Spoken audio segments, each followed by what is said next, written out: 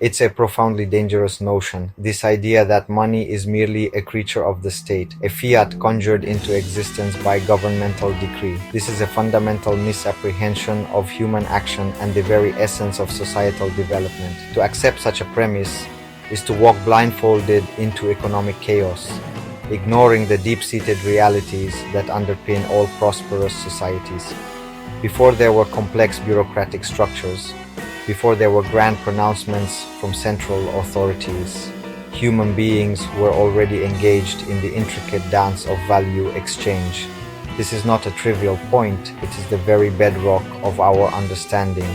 To believe that money owes its origin to government is to invert the proper order of things.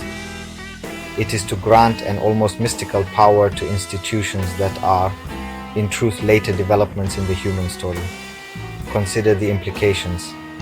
If the state creates money, then the state can define its value at will. This is a path laden with peril, a path that has been trodden many times before, always with destructive consequences.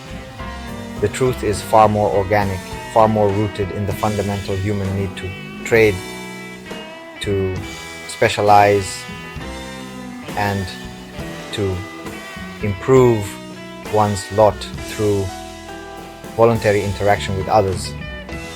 This innate drive precedes and transcends any governmental apparatus. The historical record, if we dare to look at it honestly, tells a very different story. It speaks of emergent systems, of solutions discovered through trial and error by countless individuals making decisions in their own best interests.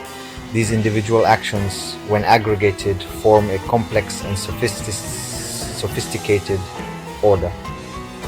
To dismiss this as somehow primitive or insufficient is an act of profound arrogance. It is to fail to recognize the wisdom embedded in traditions and practices that have evolved over millennia. Money, in its truest sense, is a tool forged by human ingenuity to solve the problem of exchange, not a plaything for political ambition.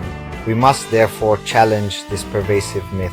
We must reassert the understanding that economic realities are not infinitely malleable by political will. There are fundamental principles at play, principles that, when ignored, lead to suffering and decline. The idea that government is the ultimate source of economic value is an illusion, and a particularly harmful one at that. It allows for the justification of policies that undermine the very foundations of a sound and thriving economy, often with the best of intentions but with predictably disastrous outcomes. True order emerges from the bottom up.